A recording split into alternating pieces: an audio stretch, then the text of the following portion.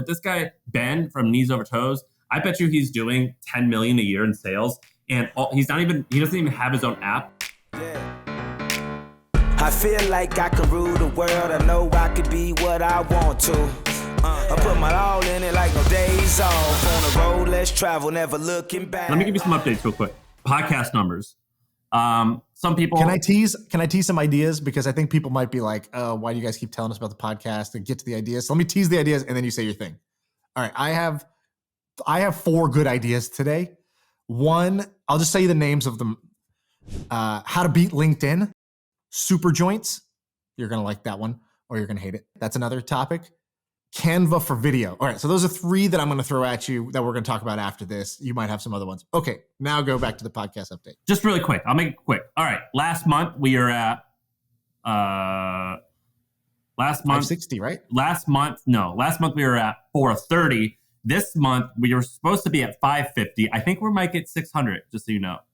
That's right. So I think that's going to happen. So 600,000 listens a month. Some more update stuff. Tomorrow, I'm recording with Andrew Wilkinson. I'm doing another one of his things. His things are always the most popular, so I'm going to do another one of those. Originally, I signed up to do this because you just had your baby, and I wanted to record more, and you couldn't do it. So We're going to continue doing that. Tonight, I'm flying to New York. I had this guy reach out to me. So I'm this guy named Loeb. He started, what's his first name? I don't even know his first name. Michael Loeb. He started Priceline, and he invited me, and he somehow listened to the podcast or something like that. And he's the one with the Billions house. Yeah. So I'm going to fly to his house tonight, and I'm going to interview Andrew from New York tomorrow. But June 3rd, Shaan and I and a bunch of people on my team are going to be in Austin. We're doing a live event. I think it was sold out right away, but yeah, we're going to see what we can do. And then the next we should do something else because it sold out so quick. If there are more people who want to do it, we should I don't know, let's capture their info somehow and let's just do a hangout. Let's go to a park. Well, let's go wherever. I know we may not have a venue, but let's meet and greet some people who want to hang out or something. I don't know. Let's do something. Let's go to a bar. Who cares? And then the next day we're going to do Miami. So we got June 3rd, Austin, June 4th, Miami. If people want to attend, Austin is already sold out, but there's an Eventbrite for it. Miami, we're putting up the Eventbrite.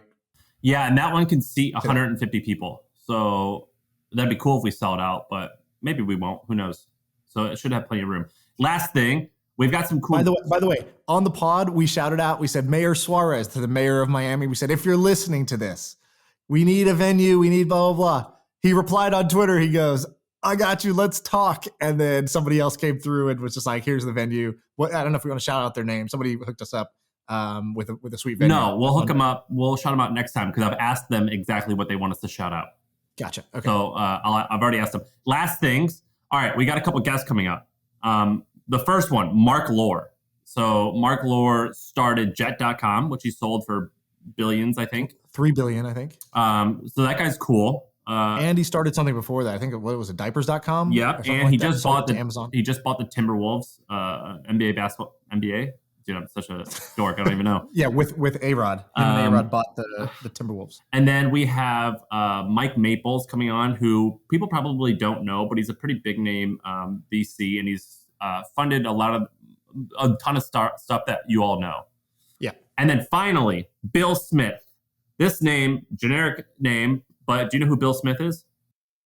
You love this guy, dude. This is like your new obsession is Bill Smith. Yeah, I'm gonna tell you why. So he started like a credit card company in his 20s, and he sold it right away for millions of dollars. Then his second hit was starting Shipt. So Shipt was based out of Alabama. It was basically very similar to Instacart, but he self-funded it, and then he sold it for like $600 million. Now he's got another thing, and the guy's only like 33. He's got another thing called Hello Landing that I think is really badass. So that guy's coming on soon. But that's the updates. We just hired this guy yesterday. What's his name at Brady? Dan? Off to a great start. Yeah, I think it's Dan. I think Kerner's his last name. I don't need to know. We here at The Hustle have a tremendous culture. We really care about our people. Dude, after you're hired, we find out your name. And after that, Do you know? You want to hear something funny? You know, Sieva, Yes. one of my best friends, probably like one of your closest friends. I've known. No, he's my best friend, dude. Well, I've known him for 10 years almost. I couldn't tell you how to say his last name. Yeah, Sieva, because Sieva Russian name. So I don't Sam. think it's important to. Sam, yeah, what's my last name? I have no idea. What's his first name? I'm Abreu Andrade, but I don't know how to say it. You got You it. definitely called him a brew for a while. I just don't think you need to know someone's name. I mean, I try really hard to remember people's name. I hate when people say I'm bad at remembering names. So I always try to remember someone's first name, but I don't think you need to know someone's name really to like know them well. I'll just call them Bub or Chief. Those are the two, bub. You have something in your hand. What is that? That's an idea. Is that a stress ball? Oh, What is, sorry, what is I didn't know you could see this. No, it's just chapstick. I'm just trying to put chapstick on. Are stress balls still a thing? I remember when I was a kid, I went to my mom's office and her and every other person had a stress ball on their desk. And now that I think about it, I haven't seen one of these in like 10 years. And what a great idea. What a genius name and invention to just be like, how do I sell this like 5-cent item to every worker in a cubicle in America? Oh, let me call it the stress ball. Let me tell you that this gets rid of your stress and just make it kind of fun to fiddle with and play with. Why aren't more people doing that, right? We have fidget spinner for kids. We need the stress spinner for adults. I want to invent the next little silly putty gadget thing that you feel addicted to playing with on your desk. Good luck. I mean, if anyone's going to be able to do it, it's going to be you. I had these things on my desk that I used to fiddle with. I think it annoyed everybody because it kind of made a little bit of a sound, but that's who I am at work. I breathe loud. I chew. I eat at my desk. I'm that guy you hate at the office. So I had this thing. There's like these magnetic. There's like a little magnetic toy or something. I don't know what it was. There's a bunch of like tiny little blocks that are magnetic, so they stick together, and then you just whatever shape you put them in, it just like sticks in that shape. Or you can pull them apart and stick them back together like a magnet. And these things were so addictive. They weren't for playing with at your desk, but they were really effective. So maybe I will. Maybe I will come out with a line. By the way, I've kickstarted a task to make us dope merch. Not to make money, but because I just want to wear our own stuff. And I figured out the first two items that we need to have in our merch line. Well, the first one is easy. That one's a notebook. So like the joke that we get in the comments, which is like, don't listen while driving because you want to take notes and you'll crash. Yeah, we are known to be more dangerous than drinking while driving. So it's actually in several states, it's outlawed. I hope a notebook is one of the two. A notebook. Okay, notebook is one, and that's actually in motion. So I, for the course I'm making, I found this illustrator, Giannis, who's amazing. I put out this tweet. I said, "Who's the next Jack Butcher?" I saw that, and then I got a bunch of replies. Found this guy. He's amazing. Don't tell Jack, but I think his stuff might be better than Jack's. Jack's more clever, but this guy's actual illustrations are amazing. I told him, I said, "Hey, I've been using this thing called the Self Journal or something like that for a long time. I think the founder of that listens to the pod. I forgot. Do you know her name? Catherine. I think Catherine. Yeah. Great product. And we should come out with like a limited edition notebook thing. So I got that in motion. I'll run it by you. But the merch stuff that I was thinking about was when Balaji came on and we were trying to beat around the bush and be like, so you're like super rich, right? Like, and then he was like, in the most humble way possible was like, I'm post-economic. And then I was like, oh, fuck, that is it. That is the best phrase. So now I'm getting hoodies made that just say post-economic. And, those will go out to anybody who wants to buy a post-economic hoodie. So that's the best one. That's a good one. And is that notebooks? The other one that I was thinking about, you know how we have our Harvard shirts because we visited the campus? Yeah. So I think I might sell some bootleg Harvard merch before they shut me down. And all it is it's Harvard. Yeah, I've been there. Or like, love that campus. Or yeah. Well, was there in 04? Like Harvard 04. And on the back it says, like tours. So maybe a Harvard one. But the real one that I want to make there is, the like kind of like take the Harvard style of a sweatshirt or sweater where it kind of looks like, you're a scholar, right? I went to this school. That's where I learned. That's where I got my education. But it's just going to say the internet. It's just going to say internet, or it's going to say YouTube, because that's where I learned everything. And there's a lot of other people that you're like that too, where everything you learned was just through the internet. That's who we should really be giving credit to for our education. So I'm going to make a university-looking piece of apparel that's just either calling out the internet or YouTube or Twitter or something like that. I think the post-economic thing will make money. Well, it has to. That's by definition. All right. So anyways, do you want to talk about Canva for video, or do you want to talk about super joints? No, let's do Canva for video. So stole this idea from my buddy Sully. He tweeted this out. He said, "Who's creating Canva for video?" And I've had this same idea. So if you don't use Canva, you're probably not going to fully understand this idea. Not just because of the metaphor, but you're going to be like, when I describe it, you're going to be like, that sounds simple. Like, because I'm sure there's stuff like that exists. No, there's not. So Canva, why don't you give the download on Canva? I'll talk about why Canva for video needs to exist. Yeah, Canva was started in Australia. At this point, it's maybe 8 years old. I went and did some research there. They have $15 billion valuation, $500 million in revenue. And what's cool is that the CEO, I think her name's Melanie, this woman named Melanie, she's like a superstar. You hear her talk and you're like, oh, I will, whatever you say, I'm in. Right. Her and her husband are the two co-founders, which is pretty badass because collectively they own 30% of the company, even though it's at a $15 billion valuation. So they crushed it. But basically the product is you can make really simple images. So a lot of times people use Google Slides like I do, and you like put an image on there and then you could write some text on there and then you stick a screenshot and tweet that. With Canva, it's all a little bit more intuitive and you can make really, really simple good-looking designs. Good-looking design. It's like Photoshop for 8-year-old like me.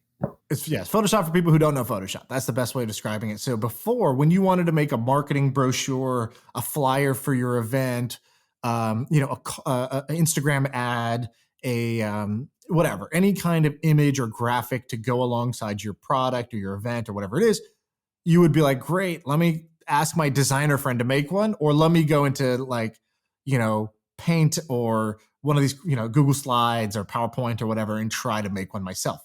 And it always came out looking budget like you made it yourself. Or you had to overpay somebody who knows Photoshop, who has graphic design skills, who knows that this should go at this angle and that this is a cool way to do a collage and like to do a mask and whatever. So what they did was they just created this enormous library of templates. So you go on there and you say, great, I want to make an ad for a sale. Well, guess what? A lot of people have that problem. And so what they did was they just created or surfaced hundreds of templates of sale, how to present a sale if you're a store. So now I don't need a designer. I just go in there myself. I change the text. I drop my image into where their image is, and it's like nicely cut into a circle automatically, or it removes the background automatically without you having to know how to do that with the magic wand in Photoshop. So that's what Canva does. It's amazing. It's grown like crazy. Like you said, 500 million in revenue, done very well. I think it went public not long ago. So Canva does that for images. And they kind of have some like animation stuff, but nobody has done this for simple videos. So I'm talking about the whole world has moved to video, whether it's long form like Netflix, medium form like YouTube, short form like TikTok, even shorter form like a Facebook ad or an Instagram ad. And it still requires people who know how to edit video in order to make a simple video. And that's crazy to me. And so there's people who've tried to attack this from many angles. I would say what a lot of people try to do is they try to make Figma for video, which is like they take iMovie and they say, no, it should be in the cloud. You should be able to have multiple people using it at once and you see each person's mouse moving around the screen and it saves it all in the cloud, blah, blah, blah.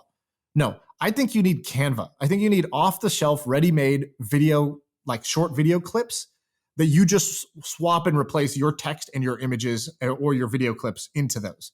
And there's some things like this that exist, but nobody has cracked this nut. I think Canva is most likely to do it. I'm sure they think about this all the time. It's not like they're listening to this and saying, oh my God, genius. We never thought about video, right? But like, I do think it's a gnarly problem. And I think if you are focused on this, you can outflank a lot of people just by finding the right library of templates and then getting the UX right, where you can make it easy to swap out text and images with your own stuff. So I think that this might be a great idea, but I'm going to default to pessimism just for the sake of argument. I think that there's a few reasons why this would be really hard. The first reason is that, well, this is actually the main reason, which is more people use videos, use image-based stuff than they do video-based stuff. So at a company, not most everyone, but a very large percentage of employees would want to use a text-based stuff, whether you're making just a silly graphic for an internal email, whether you're making a sign that says happy birthday for your employees, all the way up to you're making the social post, to you're mocking up a website, yada, yada, yada. By the way, someone made fun of me for saying yada, yada, yada. I'm not going to say it anymore.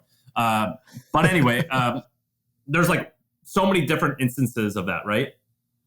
Is there actually that many people that would huge need, dude? Huge need. Video? Yes. Okay, it's the internet. Text is massive. Images is massive. Video is massive. Yes, they're all massive. Bro, they're all super massive. How many people write words on Facebook and Twitter then make videos on YouTube? But it's a business use case. So if you're a business, you need to be doing all three. You need to be creating text content, you need to be creating image content, and you need to create video content, and you do them at different times. The video content is often the one that you need, that's the highest value to you, and it works the best in terms of getting people's attention. And so there are tools to do this. So I shouldn't say that there's not, right? Promo.com is one of them. So promo.com, it has a bunch of templates to let you do videos. I've used it. It is good. It is probably the closest thing to Canva for video. There's a startup called motionbox.io. They're doing this. It looks pretty cool. I haven't actually had a chance to play with it yet. Capwing is a big one. I've heard of that one. Really popular. That one's more for memes. So they made it really easy to make video memes. We talked about Pinata Farms also to make video memes. When I was moving out of San Francisco, the guy, I posted on Twitter that I was selling my gym, and the founder tried to come and buy all my gym equipment. That's how I met Capwing. The founder of which one? Capwing, yeah. Nice. That's great. So I think, so here's my take of what's the opportunity here. The opportunity here for me is I should be going and try to invest in all of these companies. I think they are all, like, this space is going to be big. These are all viable companies. They're all at different stages. I'm going to go try to put a check into all of these because I'm such a big believer in that space. Really? But the other thing is, yes, for sure.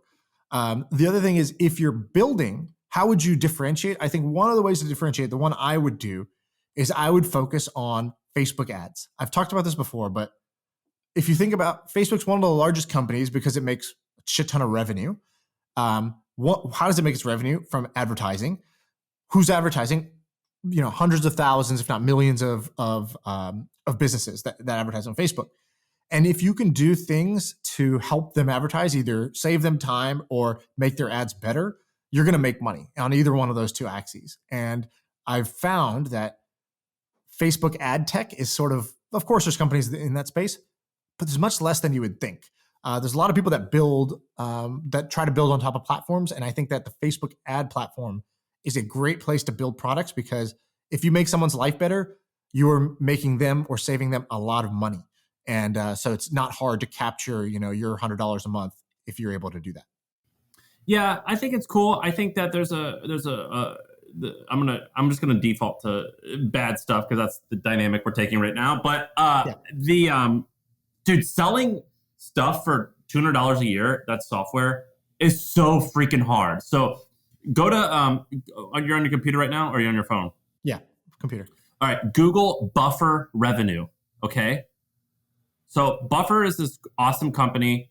I mean, it's kind of awesome, and they're one of the first people that made famous sharing their revenue. So if you're listening out there, type in on Google Buffer Revenue, and you're going to be taken to I don't know what the platform's called, but it's some type of platform where you could show all their revenue. What's their revenue look like, Shaan? So this post that was late 2019 was revenues $21 million. They have 75,000 customers, and they make $250,000 per employee. Go to buffer.com/revenue. Right. So their current one, yes, actually this is, so flatlined out. So that number I said 2019, that was the peak. 2020 was the same. 2021 is the same. So it's still at 21 million. If you're listening, go to buffer.com/revenue, and they're going to see all their revenue. It's pretty amazing. Well, it says $26 of revenue per account. Yeah. And so what you're going to see, here's what you're going to see. The revenue on this Buffer thing, the revenue goes up really fast and then it plateaus. And that is what happens when you sell shit that costs $20, $50, $100. It's incredibly hard to keep going. It's really hard to keep going. And that happens, and I study a lot of these graphs. So like there's ConvertKit has another one. There's a lot. And if you look at the metrics, if you Google like average price for SaaS, there's a lot of research on where they look at companies that go public and they look at how much their software costs. There's this dead zone of like $200 a year or $300 a year or something like that. And it's incredibly hard to build a big company when shit costs that much. Some people have done it. Mailchimp has done it. Canva has done it.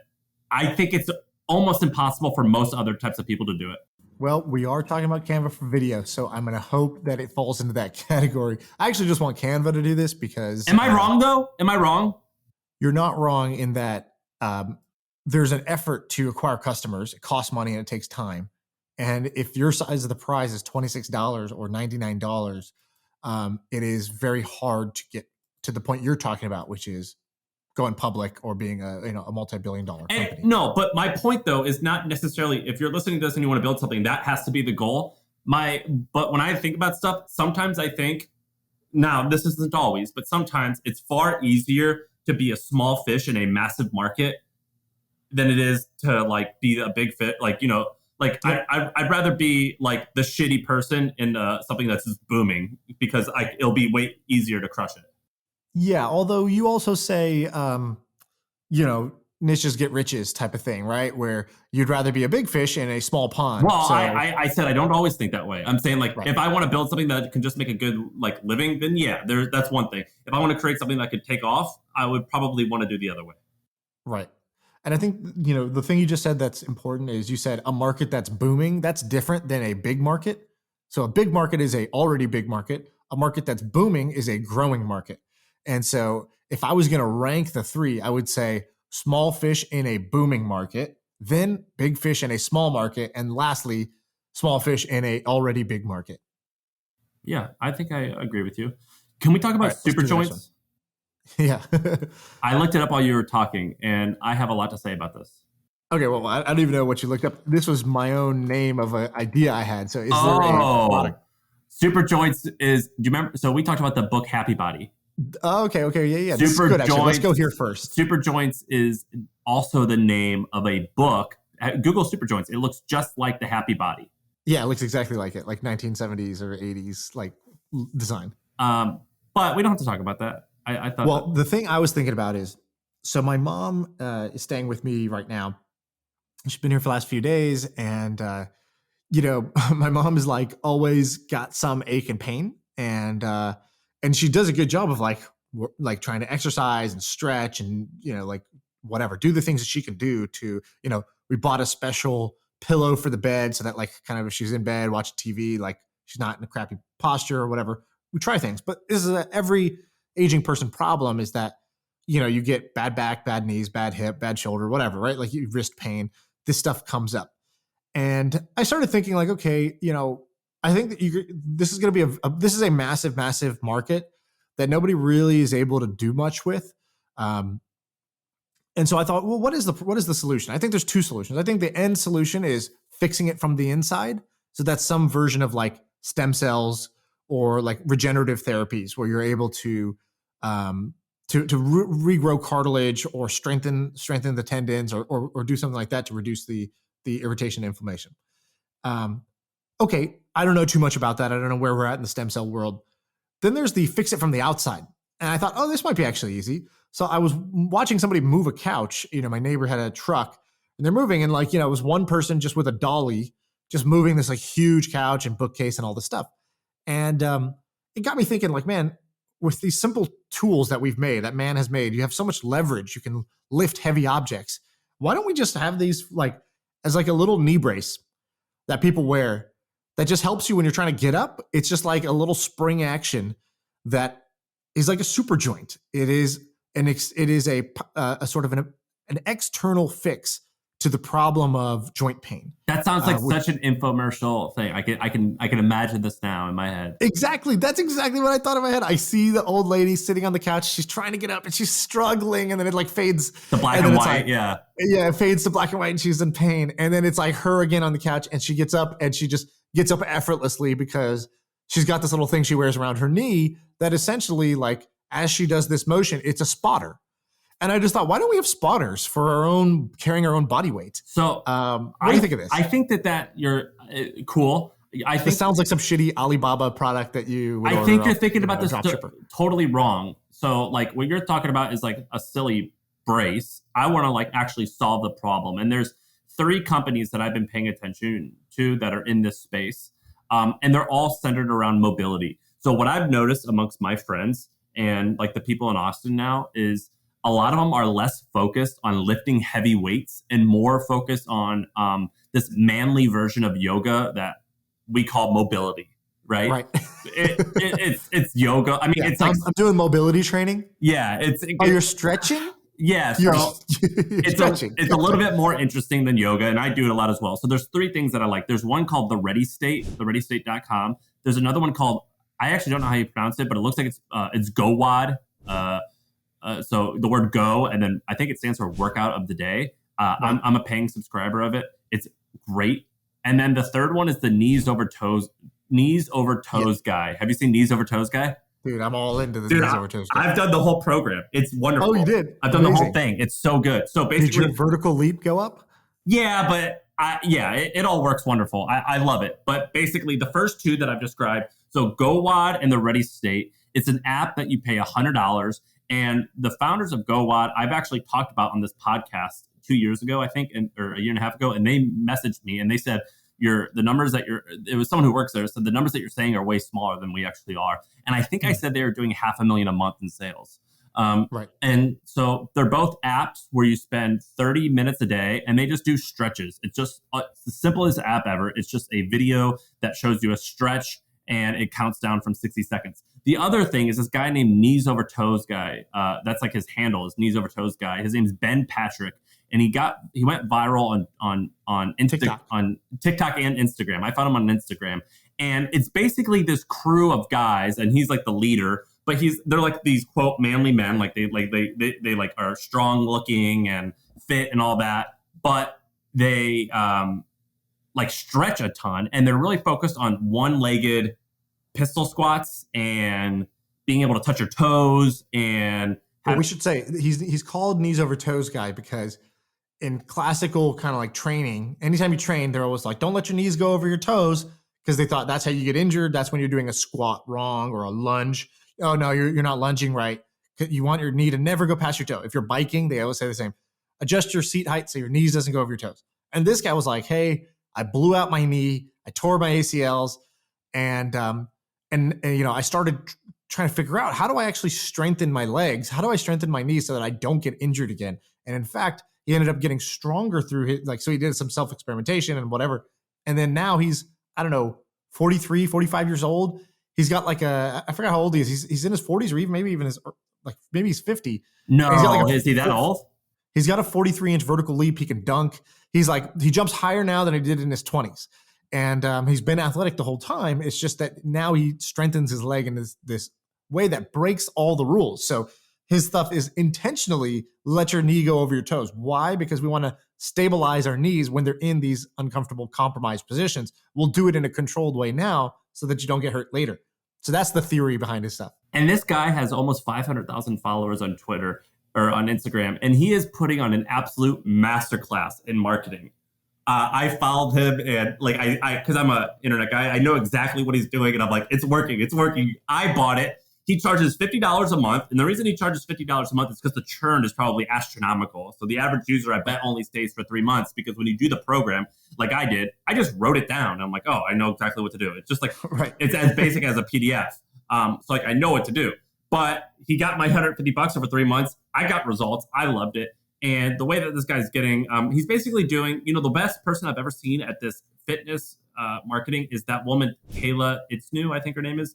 And she has and she has an app called Sweat that scaled to $100 million in sales. If you're a guy, you probably don't know who she is. It's my wife, Sarah, used it and she crushed it. And all she did was sell a PDF, and then eventually it went to an app. With this guy, Ben from Knees Over Toes, I bet you he's doing $10 million a year in sales. And he doesn't even have his own app. There's all these apps called Trainerize and similar apps where what you do is you just put your program on their thing and you give them a little tiny cut of the revenue. It's a pretty amazing business. I mean, the high churn, but like it looks like a really fun lifestyle business to run. Totally. It's what we were talking about with Judge Judy and Michael Buffer last episode, I think it was. We talked about building a personal monopoly and finding your niche. That's what this guy did. Brilliant branding, knees over toes guy, right? Beautiful, beautiful branding to latch onto that. It's a different, it's sort of, I don't know if you remember, but one of my kind of core content beliefs came from the guy who writes Wait But Why. And actually his buddy, there's two guys behind it. So this is not Tim Urban, it's the guy who helps him with his business, Andrew. Right? He was nice enough, took a call for me one day, and I said, yeah, I'm thinking about my content and what's the strategy, what's the brand? And he goes, I have a really simple way of thinking about it.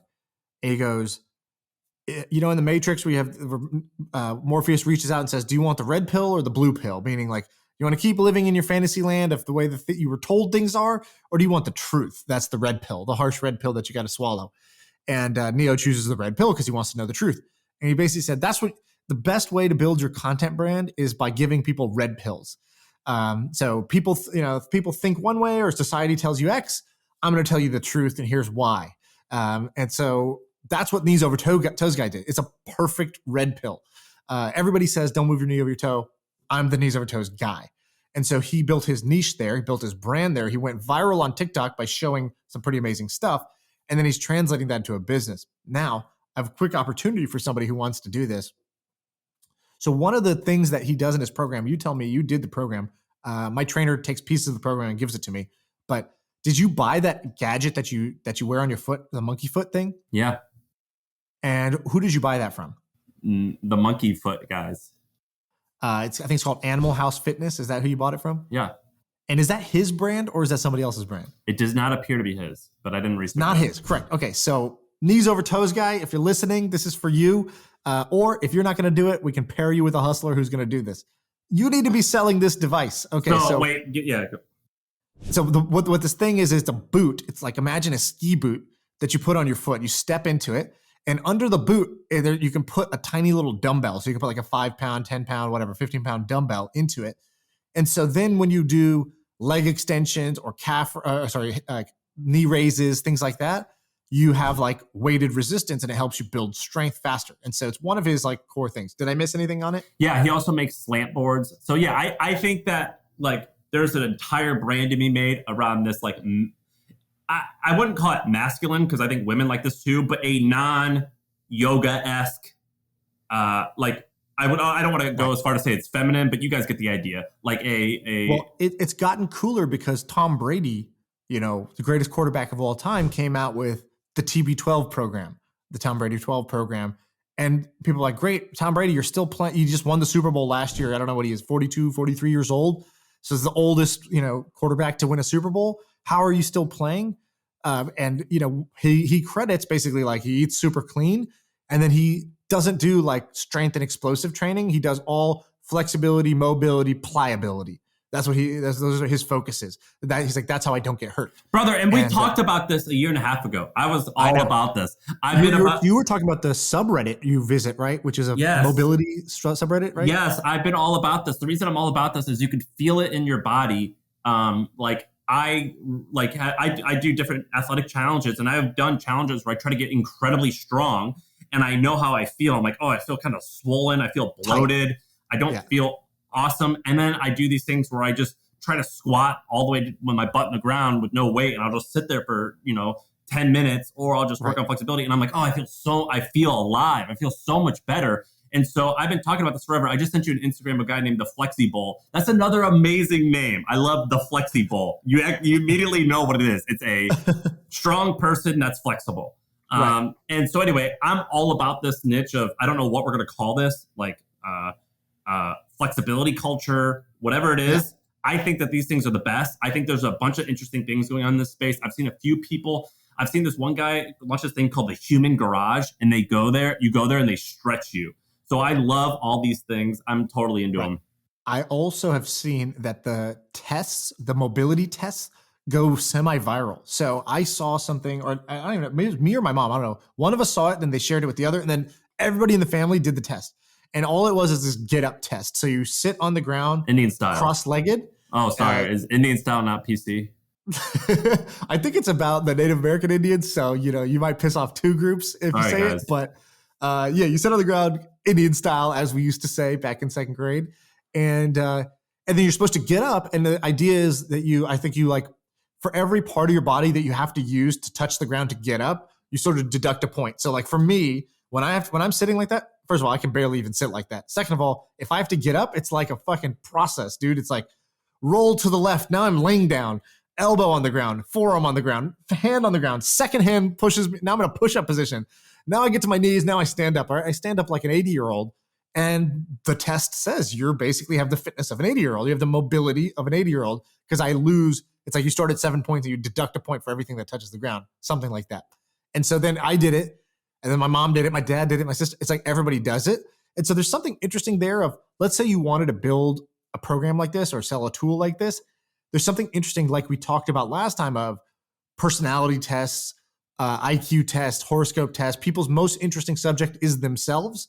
Similarly here, I think you could build a following or an audience by giving people a simple diagnostic, a simple test. Can you it's like the kind of, can you pat your head and rub your belly at the same time? It's like everybody wants to try it when they hear, oh, that's hard. That sounds easy, right? I saw one the other day that was like, take your arms to the side, reach them straight above your head. And then do they keep your arms straight? So do it. Yeah. Keep your arms straight. Yeah. So you're not so bad, but you're tight. You can see you're tight. I'm tight. My so lap. his is if your bicep is able to touch your ear while maintaining the straightness and crossing, you're able to cross your hands. Oof. Then your shoulders are adequately, flexible and mobile. And if not, then you want to do these 3 exercises to improve that. And so I love this model of sort of diagnose the problem and then prescribe your solution. And I think that would be a cool way to kind of grow this. But I'm with you that, hey, flexibility, mobility, pliability, I think these are where the fitness trends are going right now. And to wrap it up, I'll say it's never been easier to make money off this type of thing. This guy, Ben, Knees Over Toes guy, as I said, he doesn't have his own app. He's using Trainerize, this other app. You can literally launch this today with $20. All right, you want to talk about LinkedIn stuff or what do you Google? Let's do LinkedIn stuff. So you said something the other day. You go, this guy lives down my block and he created, I don't even know, what was it? Some guy who's done something cool. He's built some cool business. Student loan hero. Right. And you were like, he lives, I don't know how long he lives down. Yeah, 10 doors down. 10 doors down. All right. So, great. So I don't know how you found that out, but I'll tell you, it's pretty funny. I tweeted a picture of myself in front of my new house and he DM'd me and he goes, I don't want to be weird, but I know that house. I lived on the block. So that's a cool moment. You met somebody who's kind of professionally relevant to you. That's also locally relevant to you. Yeah. What does that mean? I think that there's an opportunity to build a location-based professional network or professional networking tool, especially now that the world has gone remote. So you got a bunch of people relocating. You have people getting out of offices where they would normally be seeing kind of peers and coworkers and stuff like that all the time. And most people think the answer is create a co-working space or some kind of flexible work space where you go and you work, and that's where you're going to get professional interaction. Well, I've actually seen kind of this other trend, which is you discovering people who live around you that are interesting business people that you would want to meet with. And you guys kind of both opted into being Who are you learning this from? Well, I'm saying I had a similar experience the other day. Did a call. Guys where do you live? I said, I live in this little place right outside San Francisco. He goes, oh, my friend just moved there, or my friend lives there too. He's the chief product officer at blankety blank company. Which company? And I was like, oh, sick.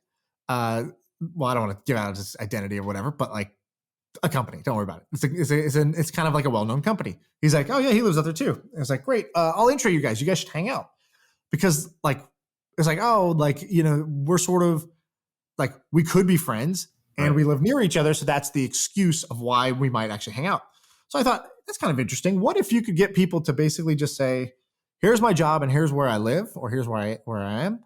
And it just notifies you about other people that are also there that are kind of professionally relevant to you. If you could kind of figure out people's I don't know, without being a douche, but if there's a CEO, you kind of want to talk to other C-level just people. Just a serious guy. Yeah. Not the product manager of some other company that's not super relevant to you. So I think that would be kind of cool as a way to as a cool product to bootstrap a new style of professional network and a new style of interaction. And first of all, let's even mention that LinkedIn's freaking, everyone says the same thing. LinkedIn sucks. How does everyone use LinkedIn? And yet we all use it, or a lot of people do. I don't use it anymore, but you get the idea. It is used, and it is still the number one, even though we all say how much it sucks. And I think it's true. What I think that it means is you have to find an angle that's not a direct angle. You can't beat LinkedIn by just building LinkedIn again and being like, but I have better features. I have better design. That's not going to work. So the best angle, so every time, all right, I see so many companies that are trying to beat LinkedIn. And I think it's a worthy thing to try to do. I think, because I think it can be done. And I think that you can build a big business. And even if you can't unbundle them or whatever, or crush them, you could do pretty good. And the only times I've seen people do it that seems any traction is they divide it up into subgroups. So it's typically race and it's typically gender. I think, or it could be industry. Like AngelList did it with startups. AngelList basically took the whole startup companies, jobs, and candidates off of LinkedIn and just said, we can do this better. I've never seen it done really with industries. I don't totally agree with that assessment, because you're kind of right. Yeah, I guess you are right. But I haven't seen many. I've seen a ton of women attempts, women focused ones. So there's Girl Boss. There's this other one called Levo. I think it was called Levo. But like also Girl Boss failed, right? So yes. To be fair. Yeah. But there's Chief.com, which I have no idea if it's succeeding or not, but it certainly seems like it is. There's and there's a lot of Black focused ones. I don't remember all their names, but I remember seeing them float around, and they seemed mildly successful. Like they have some traction, but obviously I'm not a user. But I've seen race and gender LinkedIn. So here's the ones that I think have worked. I think AngelList worked, right? $3 to $4 billion company. And if I'm a startup, I might have a LinkedIn, but with all of my startups, I've found better luck finding jobs and candidates through AngelList. Dribbble did this. Yeah. So Dribbble was like, if you're a designer, LinkedIn's kind of like, it's hard to show that you're a good designer there. I would say Behance did it better than Dribbble because they had a $175 million exit. Yeah. So design, let's just say, where you're putting your portfolio up there, you're networking with other designers, and then other people can come find images, and then they say, who made this? And then they basically hire you. Right. So I think that was kind of successful. GitHub for developers. Exactly. That's another one. And then there's the low end where it's like Upwork, right? Where it's just like, they went, kind of like geography, like you were saying. And Upwork basically says, here's a way to find, workers can find jobs and jobs can find workers. But we're going to go for like kind of like outsourced labor arbitrage type of thing. So I think those have all worked. Now, here's a different take on, here's a company I invested in that I think has a cool chance of beating LinkedIn. I want to describe their strategy, but I don't want to use the Silicon Valley jargon. You know this word orthogonal? No. Have you ever heard people say this? That it's like, you have to take an orthogonal angle, or it's an orthogonal Was attack. That like Orwellian? No, it just means like you don't go directly, like you don't beat LinkedIn. Okay, here's the example. Let's say you think PowerPoint sucks. You're like, I'm going to build a better PowerPoint. The way to build a better PowerPoint is not to make slides that are easier to make. It's to look at the fact that people use slides to give their bosses presentations about how the business is doing. And actually the orthogonal way to attack that is to build dashboards that automate them, that are always automatically updated, that your boss can just check. And now you don't even need slides, right? So right. That's like in order to build attack. To build the best hotel business, you don't create better hotels necessarily. You get other people to list their homes. You get Airbnb, exactly. So orthogonal just means sort of attacking it from another angle. So here's an orthogonal attack on LinkedIn. There's this company called Palette.xyz. Have you seen this? Palette? How do I spell it? Palette, Pallet .xyz. I think that's the name. You're not going to learn too much from this, but I'll tell you kind of like where you could see. How did you find these guys? Dude, how do you find all this shit, man?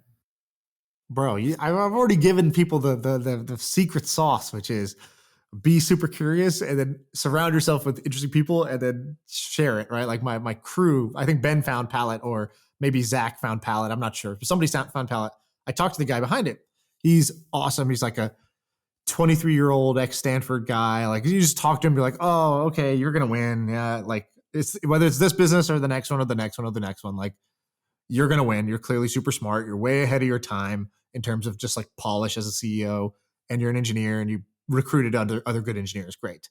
But what he's building is actually pretty cool. We found him because I am pretty interested in like what I'm calling like kind of like the creator stack, or basically like the solopreneur's playbook.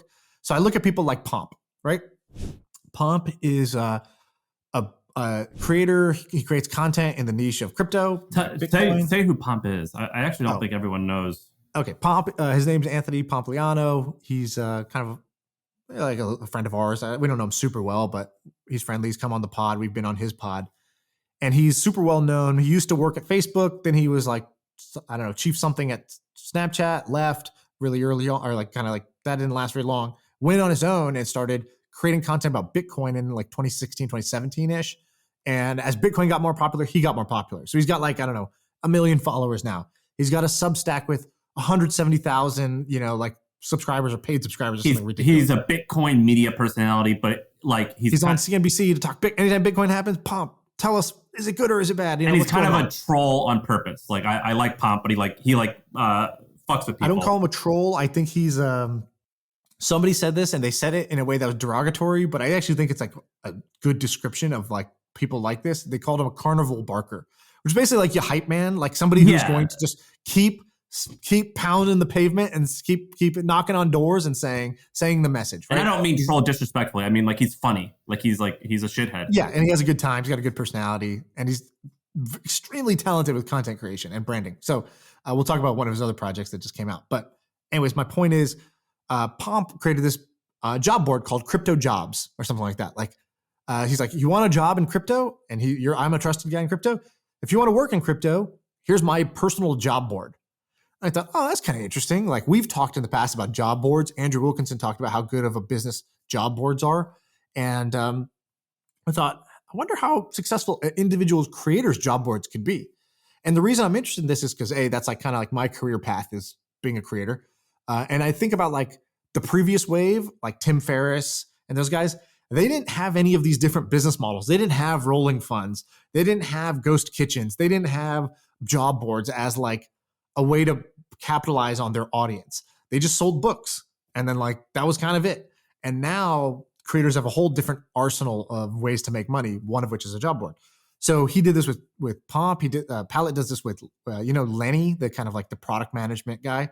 So Lenny's got a job board. If you want to become a PM, well, you could just go to like LinkedIn or Indeed. But if you're a PM and you follow Lenny and you love his content about being a better PM, it kind of makes sense so to what's like Pallet, find though? a job there.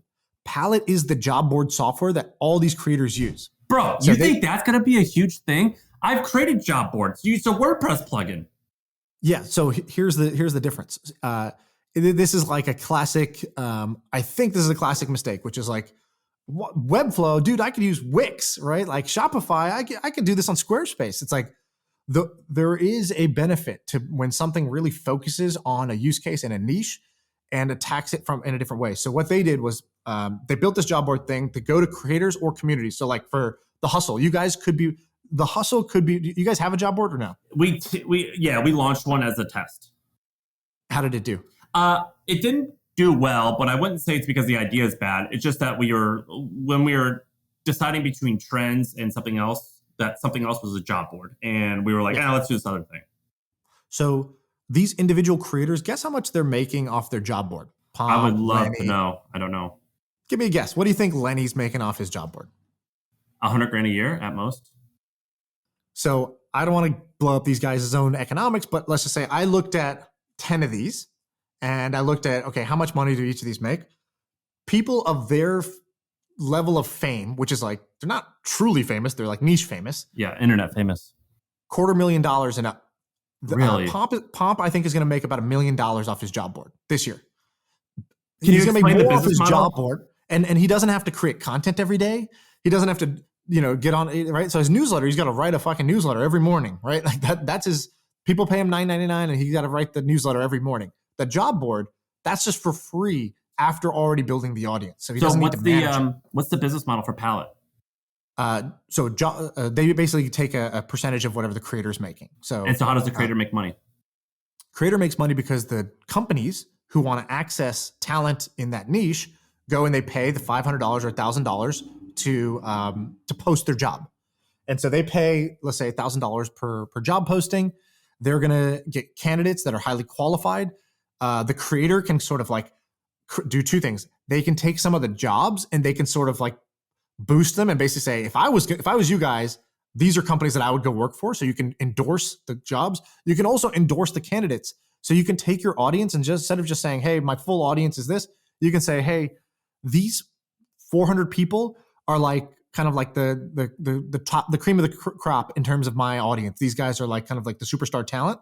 And so you actually have to pay more to access them.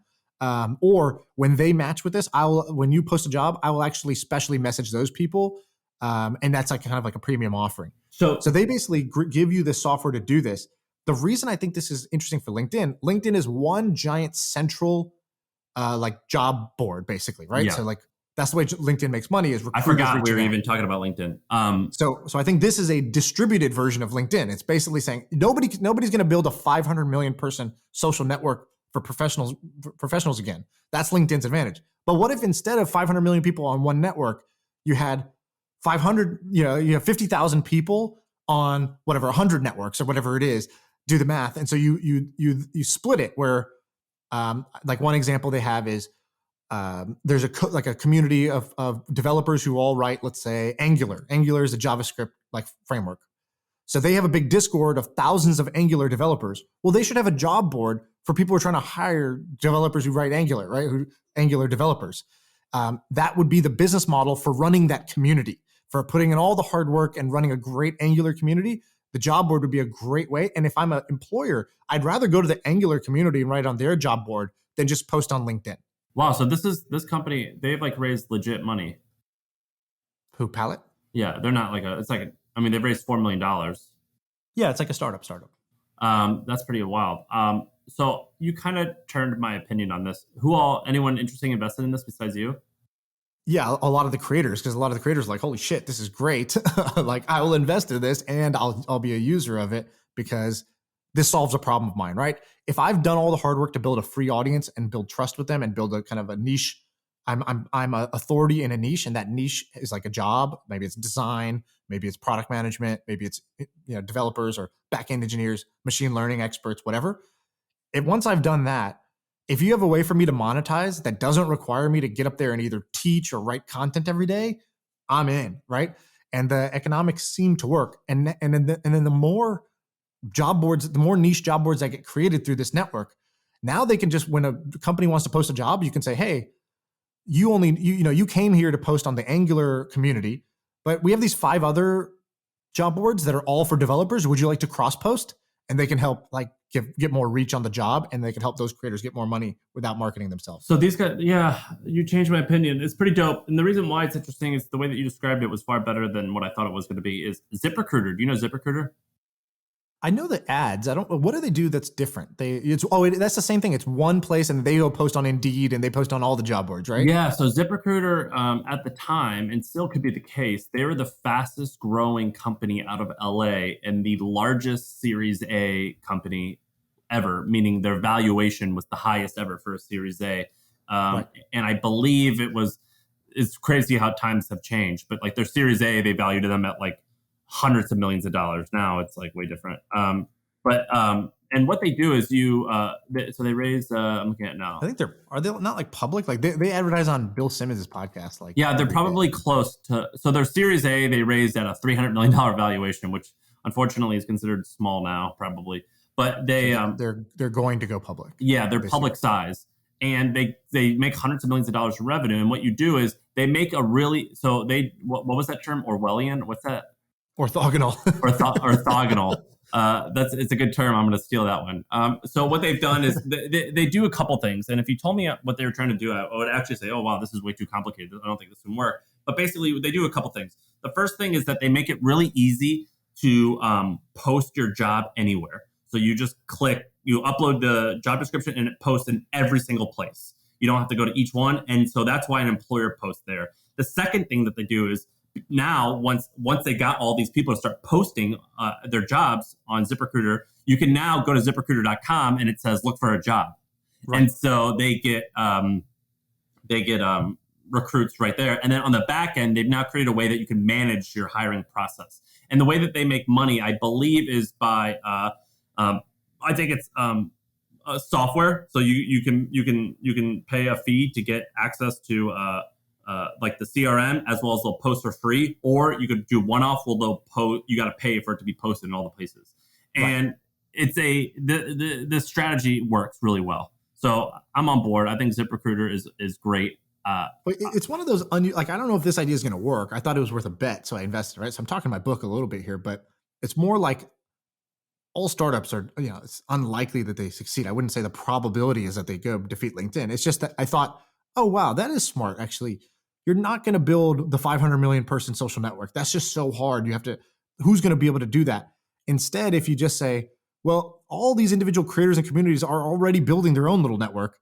What if I created a decentralized job board? The job board, instead of being in one spot, it actually lives in each one of their little communities. And that makes sense to me because, like, our friend Andrew, Andrew Chen, my favorite person who blocks me on Twitter, you're a good buddy. He's got a great growth blog, and then a lot of growth marketers follow him. He should post growth. If he had his own growth job board, he would, with essentially zero work, probably be making, I don't know, easily 150 grand a year, 250 grand a year, of companies that want to hire growth hackers and growth marketers like Andrew. And so that would be a better, more targeted place to hire somebody from than going to the sort of general sea of job applications. And so I think that part is what made sense to me with this. Although I was like you, when I first heard this, I didn't even want to take the meeting. I was like, great, like, bloggers are going to become like blogger job boards. What the hell is that, right? Like, I remember reading once that I can't get this out of my head, which is like, they go Substack, where B players teach C players what A players do. And I was like, oh shit, that's so good. That's such a kill shot. Who said that? I think it was Hunter Walk. I think it was on Twitter. Yikes. But it's such a good call out, right? Like it's in many ways it's true, right? The most successful people, the true icons, they're not creating a ton of content typically. And sometimes they do when they retire. Sometimes it's part of their growth strategy. But for the most part, Elon Musk doesn't have a Substack, right? He's not trying to teach you and sell you a course on how to be a good CEO, because he just is a good CEO and makes all his money there. So often it is a B player teaching a C player what the A players do. And I think that's like a harsh but true critique. And, I myself, feel like that many times. And I think that's when I was like, from that angle, I was like, oh, will this job board thing work? But once I looked into it, I was like, this actually makes a lot of sense. Can we speak? This is kind of relevant. Can we wrap up with this thing you have here about you're never, even when you're late, you're early? Yeah. This is a very typical you thing. Yeah, so let's end on a little philosophical. I asked Shaan last week we said, let's come up with a 10-minute short episode. This morning, I get a message from him saying, I just did it this morning. And that's all he said. And I clicked play, and it said, the first line was like, I just woke up this morning and lost $500,000. I was like, hooked, I'm in. And we can't run this on Sunday. We have to run this right now. And so what happened? And I guess what's this you're not late type of thing? Do you want me to talk about the thing from this morning, or you want me to talk about this you're not late thing? This late thing.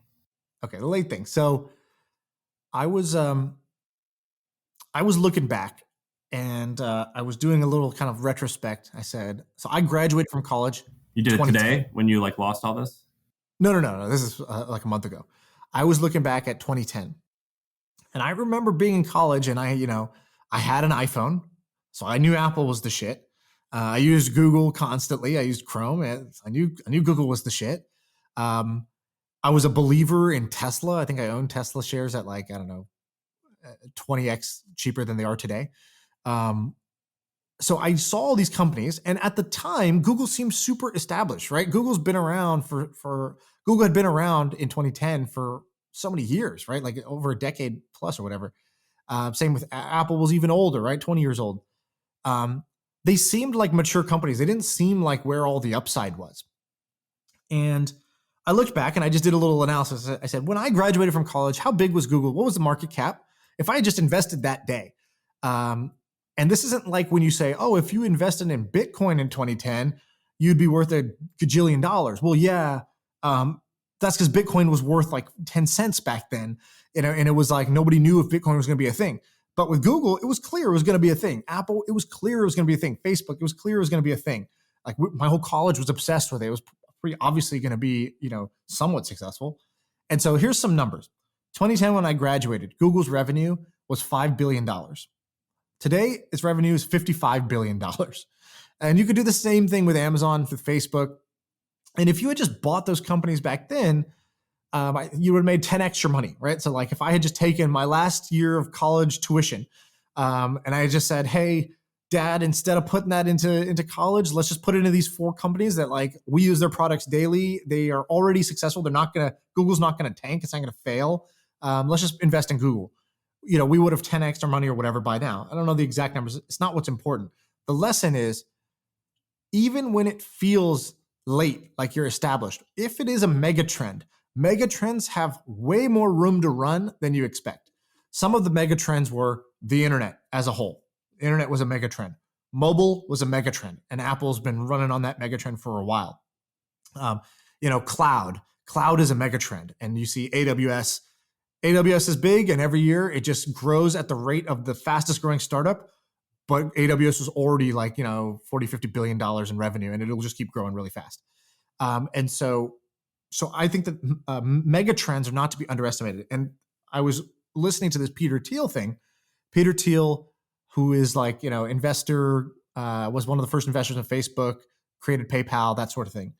Peter Thiel said, there are many money managers out there, financial advisors, investment bankers, mutual funds, and they'll all try to pitch you their strategy, hedge funds. They'll all tell you how they're going to beat the market, how they're going to do well. He goes, as an investor, often it is the simplest and stupidest strategy, the most obvious strategy that is all you need to do. He goes, I think it was 2013 or 2012, Jim Cramer, the Mad Money guy on CNBC. Who, by the way, I think is like pretty awesome. I think he's like a pretty good guy, and his picks are not so bad, are they? I don't know. I haven't looked too much into him. I don't know if he's a good guy. I've never met him, but I know that he's an entertainer, right? He's on TV, not because he's the best stock picker. He's on TV because he's plays really well in the living rooms of America. Right. And so anyways, he did something, which is what entertainers do. He made up a catchy phrase. He called Facebook, Amazon, Netflix, and Google FANG. He made that up? Yeah, he invented FANG in 2013. And Peter Thiel pointed out, he goes, if you had just put your money into FANG, which were obviously great companies, there were technology companies that were growing, and you don't need to know how fast they were growing. But if you just said, these are solid companies that, seems like everybody in America is using their products, you would have made 6 times your money in the last 8 years. And he goes, that would beat the performance of almost any money manager or hedge fund or investment banker that you're thinking of working with. He goes, the problem is those strategies are too stupid. Even if a financial advisor thought that was a good bet, they could never charge you the 1% of all your assets that they charge as their fees to just tell you to invest in Facebook, Amazon, Netflix, and Google and go to sleep. Like don't touch it for 10 years. But in reality, that was the best advice. And he goes, the same thing. He goes, I believe the same thing is true for Bitcoin today. And it's the advice is almost so simple that a money manager would be embarrassed to say that this is their strategy. So they'll come up with a more complicated strategy that will actually underperform. Well, I don't just think buying Bitcoin and chilling. I agree with that sentiment. I don't think it's just a money manager thing. And I would say, look at your actions, and my actions are similar to yours. But we do a lot of silly stuff. You're investing in risky startups when you're pontificating that you think Bitcoin is going to 6x in 8 years. If you think that it's going to 6x in 8 years, put all your money in it then. Right. So I don't think, to be fair, I pretty much have at this point. and I'm using you as an example. I'm incredibly guilty of this. Well, and just I mean you as in a human being. But basically, like that's what we do is we fuck stuff up because we can't sit still. What's like the famous quote of like all of humans' problems exist because we can't just sit silently by ourselves. A man can't sit alone in a room for 30 minutes. Yeah, and that's kind of the issue here. And it's kind of sucks because I'm in the same boat. I know that if I just put it like I'm even more conservative than Fang. I'm like S&P 500. I'm like, so long as the trailing 100 years repeats itself, like if I don't think the trailing 100 years is going to repeat itself, and there's probably like huge problems with America, right? And so I'm like, as long as that trailing 100 repeats itself, like, dude, like everything's going to be great. And days like today happen, and I'm like, oh fuck, got to do this, got to do that, got to do this.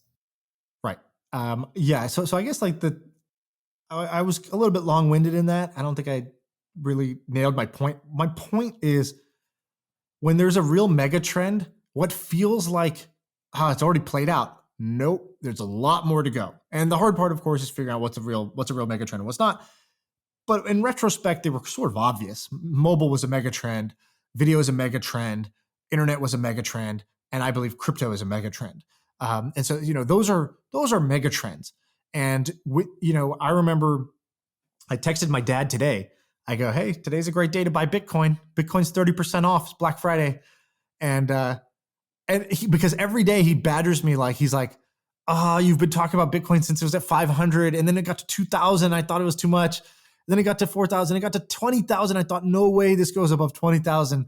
And then, recently it's been sitting at 50, 60,000. And he's like, now I can't even, if I buy in, I'm buying at 50, 60,000. I should have bought it. So before. Did he do it? So I told him, I said, hey, you've been bitching and moaning about this. Like, here it is. It's at 30 something thousand. Go buy. Now is the time to buy. And I know what's going to happen. He's going to think, well, now it's in the red. Now it's not hot. Now I'm a little bit afraid because the whole market's afraid. And so now he'll either not do it or he'll like tiptoe in and then he'll regret it later. Like, I only put in so much, because that's just like classic psychology of an investor, right? Of a bad investor, I should say. And so I guess like the thought process for me here is that if you think this is a mega trend, even 50K it's not too late, because it still has so much more room to grow if this is true. Now, of course, could be wrong, could not be, it could fall over, could fail for many reasons. But I think that when you identify these things, one of the worst mistakes you can make is either selling too early because you don't ride out the winner. And then the second mistake I think you can make is feeling like you're late, when history tells us that these things play out over like a 20, 30 year arc. I agree with everything. I'm nervous that, because I'm not, the most education I have on Bitcoin is you telling me whatever you, what you tell everyone else is right. Like, this is my education on it. Because it just doesn't interest me other than sticking it to the man. Right.